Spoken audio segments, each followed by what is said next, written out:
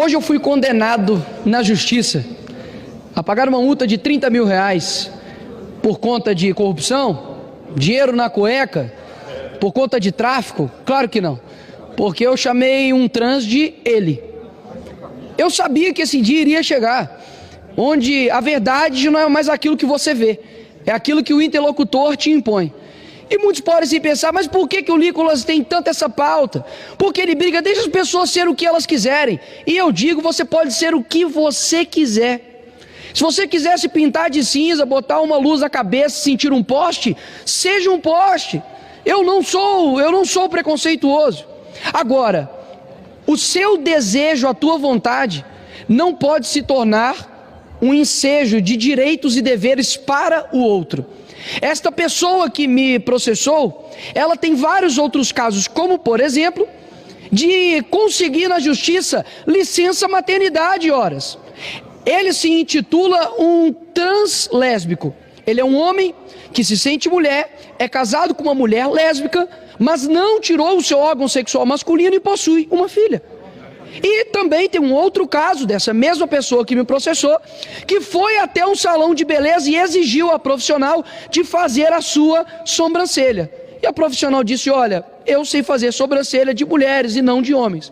E processou o salão de beleza. Afinal de contas, é homofobia, né? Você se recusar a fazer uma sobrancelha de um homem.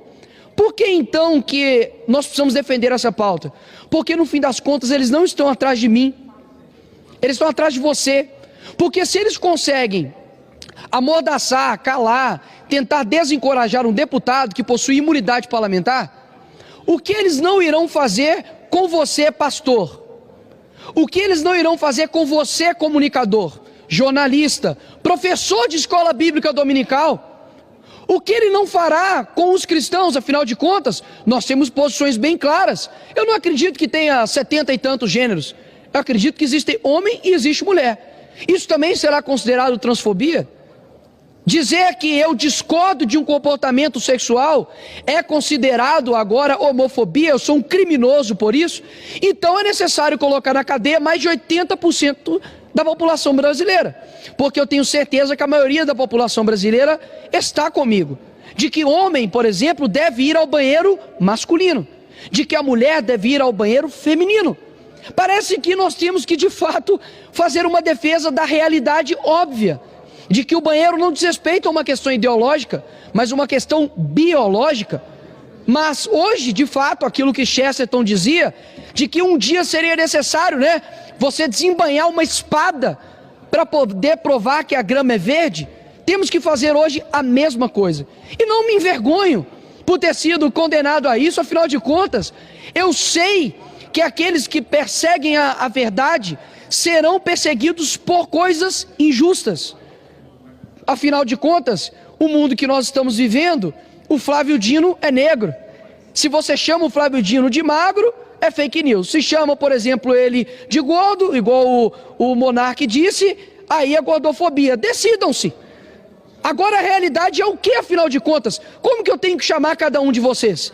Eu posso, por exemplo, deputado Messias, dizer que os meus adjetivos agora é lindo e maravilhoso. Quem não me chamar disso, eu irei processar.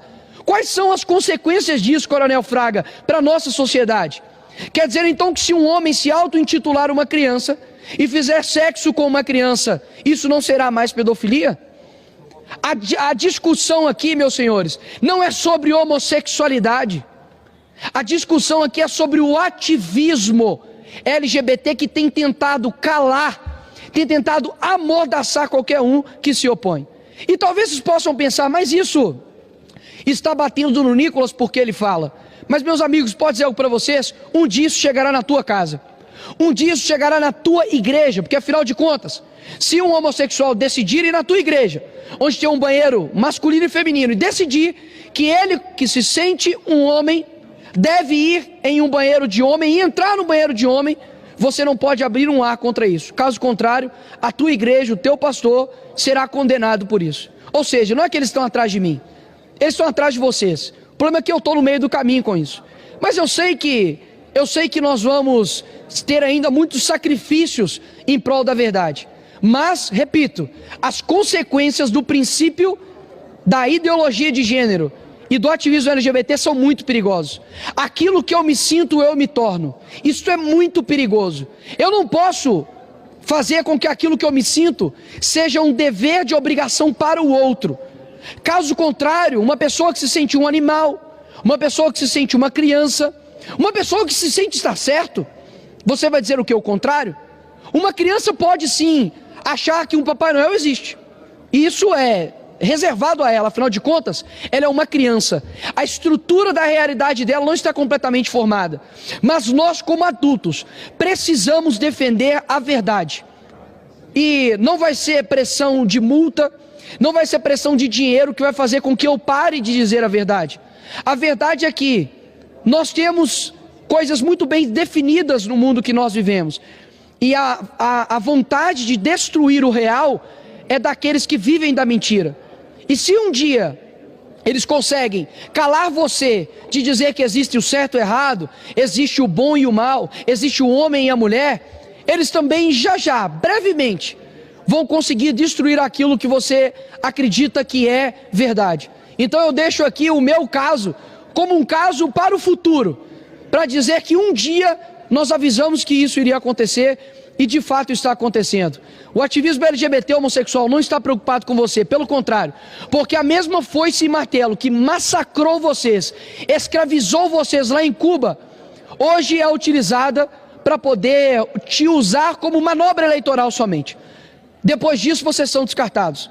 As mesmas pessoas que defendem países onde se você esticar uma bandeira LGBT você é morto, degolado, são bandeiras defendidas pela esquerda. Ou seja, não há do que se falar de que a esquerda de fato defende os homossexuais. Pelo contrário, Fidel Castro matava e perseguia homossexuais em Cuba.